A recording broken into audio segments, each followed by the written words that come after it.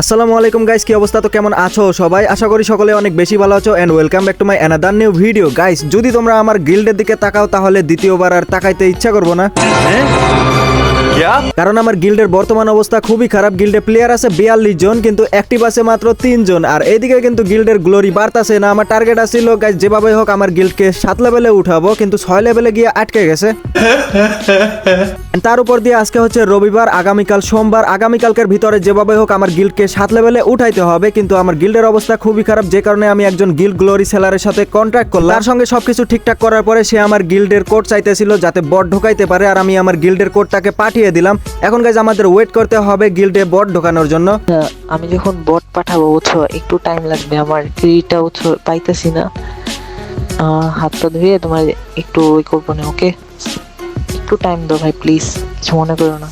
তো এখানে সেই গিল্ড গ্লোরি সেলার বলতাছিল তার একটা সমস্যা হয়ে গেছিল, যে কারণে গাইজ আমাদের একটু পরে বট ঢুকাইয়া দিবে, যে কারণে আমি তাকে নো প্রবলেম বলে একটু দুঃখ ভরা মন নিয়ে অফলাইনে গেলাম। কিছুক্ষণ পরে আবারও সেই গিল্ড গ্লোরি সেলার আমাকে বলতেছিল সে নাকি আমার গিল্ডের মধ্যে বট ঢুকাইয়া দিছে। তারপরে যখন আমি গেমে যাই তখন দেখি আমার গিল্ডের মধ্যে একটা প্লেয়ারও আসে না। এমনও হতে পারে সে হয়তো প্লেয়ার ঢুকাইতেছে, যতক্ষণ সে আমার গিল্ডে প্লেয়ার ঢুকাইতেছে ততক্ষণ একটা লোন অল্ফ খেলা যাক।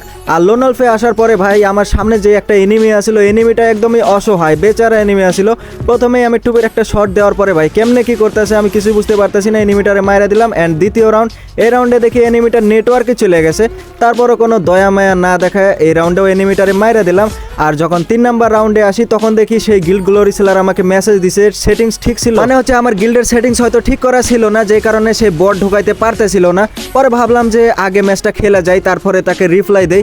সো এরপরে কিন্তু আমাকে কি যেন একটা এক্সটার্নাল পাঠাইয়া দিছে, আমি এটা বুঝতে পারতেছিলাম না। আর লাস্ট রাউন্ডে চলে আসি, এনিমিটারে লাস্ট একটা ওয়ান ট্যাপ অ্যান্ড ফাইনালি কিন্তু এই ম্যাচটা আমি উইন করে ফেলছি। তারপরে হোয়াটসঅ্যাপে গেলাম তাকে রিপ্লাই দিতে, আর এখানে আসিয়া দেখি ভাই আমি কিছুই বুঝতে পারতেছি না এগুলো আমাকে কি পাঠাইয়া দিছে। অ্যান্ড অনেক সাধনার পর ফাইনালি কিন্তু আমাকে গিল্ড গ্লোরি সেলারে বট দিয়া দিছে।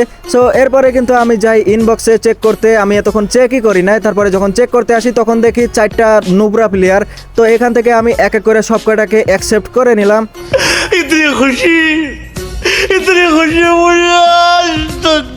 সব কটা প্লেয়ারকে একে একে গিল্ডে ঢোকানোর পরে যখন আমি চেক করতে যাই যে তার আগে এখন গেম খেলতেছে কিনা, কিন্তু এখানে দেখি 3টা প্লেয়ার অনলাইন, একটা প্লেয়ার অফলাইনে চলে গেছে।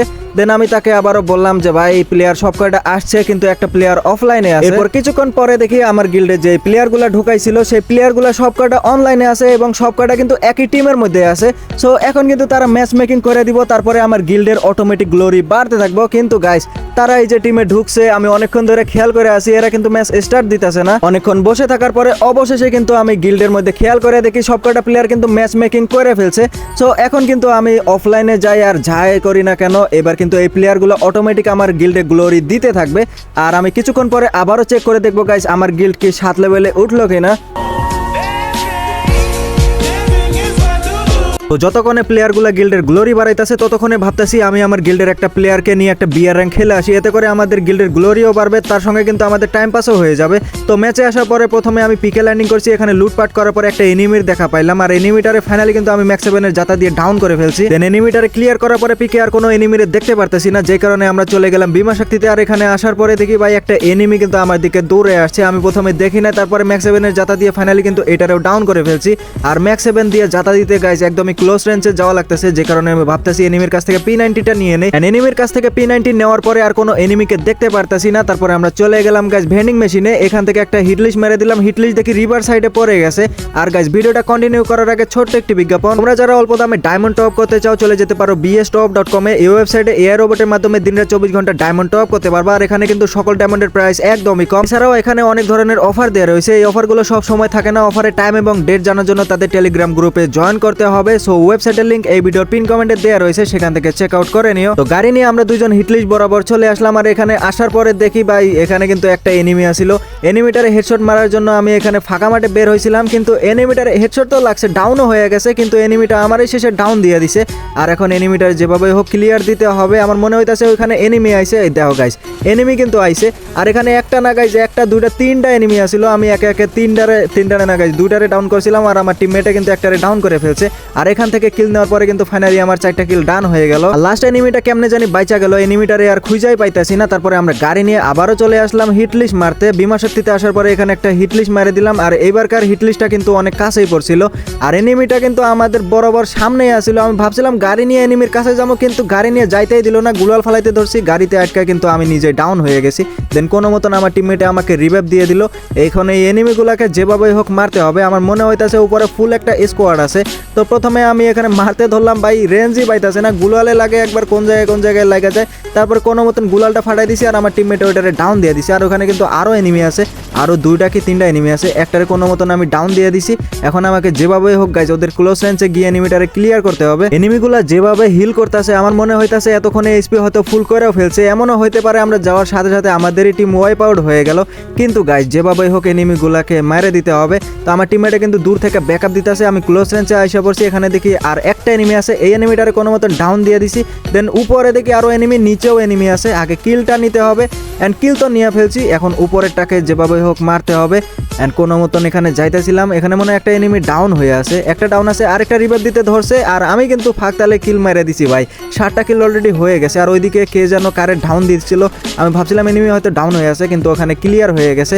দেন আমরা চলে আসি ম্যাচের একদমই শেষের দিকে। আর মাত্র 13টা এনিমি অ্যালাইভ আছে। আমার টার্গেট আছে এই ম্যাচে যেভাবে হোক আমাকে 10টার উপরে কিল করতে হবে। একটা এনিমি নিচে আছে, এনিমিটা গুলাল ফালাইতেছে না ভাই, এটাই তো সুযোগ। এই সুযোগে আমি কোনো মতন এনিমিটার ডাউন করে ক্লিয়ারও করে ফেলছি। ক্লিয়ার করতে পারি নাই গাইস, ক্লিয়ার করে ফেলছি, কিন্তু নিচ থেকে কোন থেকে জানি একটা এনিমি আমার ডাউন দিছিল। এখন এই এনিমিটাকে মারা যাক, কিন্তু পরে আর এনিমিটারে আমি খুঁজেই পাইনি। একটু আগে যে এনিমিটা আমার ডাউন দিছিল সেই এনিমিটারে আমি খুঁজতে এলাম, কিন্তু এখানে আসার পরে এনিমিটারে তো খুঁজে পাইলাম না। কিন্তু এনিমিটা দূর থেকে আমার শেষে ডাউন দিয়েই দিল। কোনো মতন আমি কাভারে চলে আইছি। আর আমার টিমমেটের অবস্থাও তেমন একটা ভালো না, ভালো আছে তবে আমার অবস্থা তেমন একটা ভালো না। কোনো মতন আমার রিভাইভ তো দিয়ে দিছে। দেন আমি একটু হিল করতেছিলাম, আর সামনে যে এনিমিগুলো আছে এই এনিমিগুলারে যেভাবে হোক মারতে হবে। এনিমিগুলো দেখলাম ফাঁকা মাঠে আসিল। এই দেখো গাইজ এনিমিগুলো কিন্তু ফাঁকা মাঠে আছে, এটাই তো সুযোগ। কোনো মতন গুলালগুলা সরাইতে পারলে কিন্তু কিলগুলো আমি নিতে পারবো। অলরেডি 9টা কিল করে ফেলছি, একটারে ডাউন করছি, আরেকটা যখনই মারতে ধরছি এনিমিটা গুলাল ফালাইছে, কিন্তু আমার টিমমেটে ওইটারে ডাউন দিয়ে দিছে। এই কিলটা নিতে পারলে ভাই আমার টার্গেটটা পূরণ হয়ে যাবো, মানে 10 কিলের আমি টার্গেট নিয়ে আইছি। আগে গিয়ে কিলগুলা নিয়ে আসি। আর আমার টিমমেটে কিন্তু ভাই টিমমেট অন ফায়ার, 10টা কিল অলরেডি হয়ে গেছে। এখন একটু লুট করবো নাকি, এটা তো ফাঁকা মাঠ ভাই, এখানে থাকলে যে কোনো দিক দিয়ে আমার উপরে মায়ের পড়তে পারে। তারপর আমি রিস্ক নিয়ে এখানে চলে আইছি। আর দেখো ভাই এই জন্যই কিন্তু আমি রিস্কটা নিতে চাইনি, তারপর রিস্ক নিয়ে বাস খেয়ে গেছি। এখন আমার লাস্ট একটা টিমমেট বাচ্চা আছে, আর তারও কিন্তু তেমন একটা অবস্থা ভালো না। আর মাত্র 3টা এনিমি, তার মধ্যে একটা ডাউন দিয়ে সে নিজেও কিন্তু মরে গেছে। আর আমাদের ম্যাচটা কিন্তু এখানেই শেষ হয়ে গেছে। তো এই ম্যাচটা খেলতে খেলতে অলরেডি গাইস 15 থেকে 20 মিনিট 15 মিনিট হয়েছে হয়তো। তো এখন আমরা গিল্ডের মধ্যে চেক করে দেখবো গাইস গিল্ডের কত গ্লোরি দিল আর কি। সো গিল্ডের মধ্যে ঢোকার পরে দেখি ভাই অর্ধেকের অনেক কাছাকাছি গেছে, এখনো অর্ধেক হয় নাই। আর যখন প্লেয়ারগুলার গ্লোরির দিকে চেক করি তখন দেখি ভাই আমি মাত্র 10 মিনিট কি 15 মিনিটের মতন আসিলাম না, ততক্ষণে কিন্তু 11,000 গ্লোরি এক একজনে করে ফেলছে। তো এভাবে চললে গাইজ মাত্র 2-3 ঘন্টার ভিতরে দেখবা যে গিল্ড 7 লেভেলে উঠে গেছে। দেন আমি আবারও অফলাইন চলে গেলাম। অফলাইন যাওয়ার পরে একবারে গাইজ সোমবারের মধ্যে ঢুকে গেছি, মানে একদিন পরে ঢুকছি। আমি জানি যে ভাই 100% শিওর আমার গিল্ড হয়তো 7 লেভেলে উঠে গেছে, কিন্তু ঢোকার পরে যা দেখলাম ভাই আমার তো দিল টুট গিয়া। এখানে দেখো গাইজ গিল্ড 6 লেভেলে আছে, লেভেল বাড়বো কি আরও লেভেল কমে গেছে, গ্লোরি একদমই কম। তারপরে যখন প্লেয়ারগুলারে চেক করতে গেছি তখন দেখি সবকটা অফলাইন থাকা অবস্থায় ভাই কি আর কব ভাই, কষ্টে আমার বুকটা ফাইটা যাইতেছে। আর সবকটার গ্লোরি দেখো 0-0 হয়ে আছে, এটা কোনো কথা? দেন আমি সেই গিল্ড গ্লোরি সেলারকে আবারও মেসেজ করলাম যে ভাই সবকটা প্লেয়ার অফলাইন গেছে। সে বলছে যে একটা সমস্যার কারণে এটা হয়েছে। তো ব্যাপার না গাইস, নেক্সট টাইম আমরা ট্রাই করবো আমার গিল্ডকে 7 লেভেলে উঠাইতে। সো এই ছিল আজকের ভিডিও, আশা করি ভিডিওটা তোমাদের ভালো লাগছে। যদি ভালো লেগে থাকে তাহলে একটা লাইক করে দিও, আর চ্যানেলে নতুন হয়ে থাকলে চ্যানেলটা সাবস্ক্রাইব করে পাশে থাকা বেল নোটিফিকেশনটা অল করে দিও। দেখা হচ্ছে নতুন কোনো ভিডিওতে, ততক্ষণ সবাই ভালো থেকো, সুস্থ থেকো এবং নিজেদের যত্ন নিও। আল্লাহ হাফেজ।